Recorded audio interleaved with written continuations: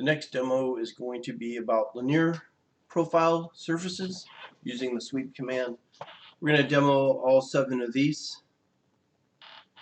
So let's go ahead and go into CATIA, and using the generative shape workbench design, under the surface tab you can select surface, linear, and the first one on the list is with 2 limits.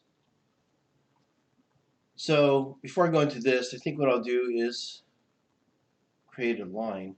So if I go to wireframe and I create a point at, let's go 2 and X, select OK, and I'm going to double click that. So I got point 1 at that coordinate, and let's do another point 2 in the Y.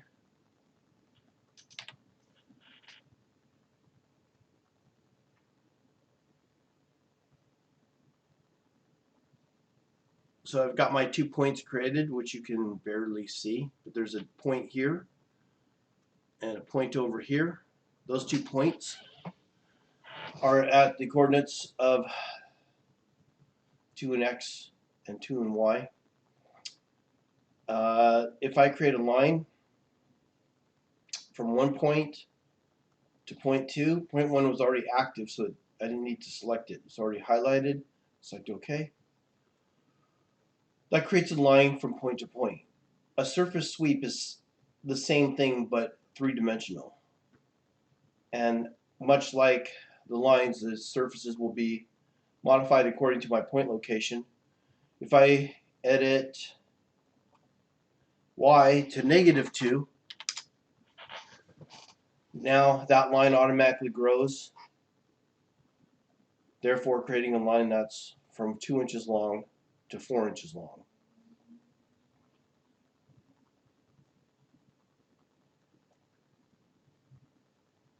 I'm not able to select my line here to measure. So it's 4 inches in length. That's basically what a segment is. So in comparison, I'll go to surface, sweep, a guide curve. Instead of a point, I'm going to use a line, and I'm going to create a line in a direction like I did in the previous ones to keep it simple. Insert a point at 2 in the Y and 0 in X, and we'll go in the direction of the X vector. Switch that over. Let's go back to point, direction, recreate that point, and then the direction. I'm just going to click over here and grab the X vector and reverse it, and we'll go 4 inches long. Second guide curve will be another line, and we'll keep it simple.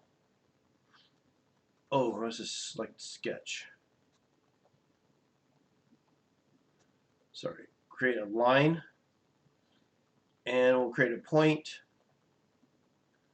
This time we'll do the negative Y direction, 2 inches, and reverse, X direction.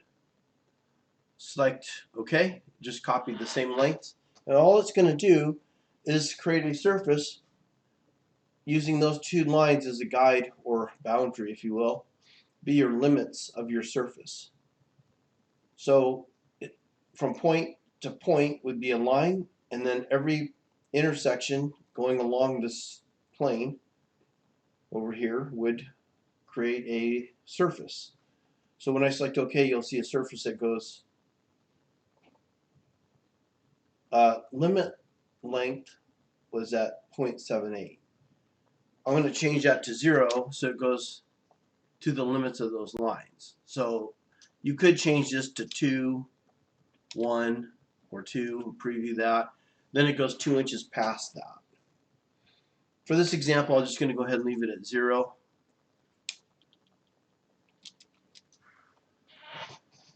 Alright, so I selected that. Any way I were to cut this surface would create a ruled direction or a line, any cross section of this. So for example, if I were to go to wireframe, create points and planes repetition, and select this,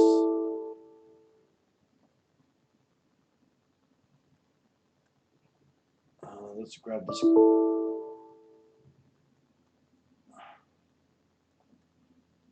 one. Well, I could select that one and select OK. I forgot to set something here. Let's try it again. I'll grab line 1 and we'll turn normal to plane.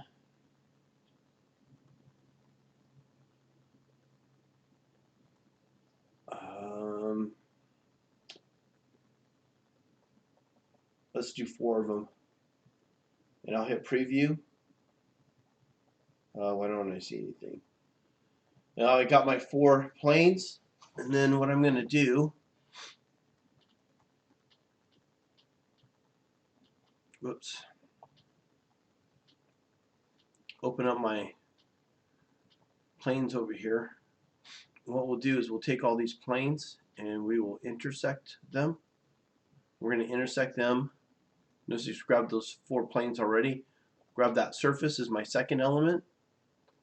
Select OK, and what you see are 4 lines. These will not show up as lines, they'll show up as intersections in the tree. When I go to measure them,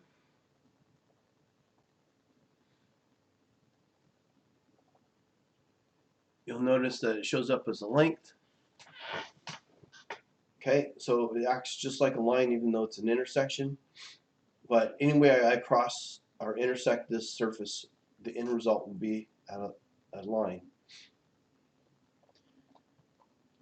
So that's how we use the surface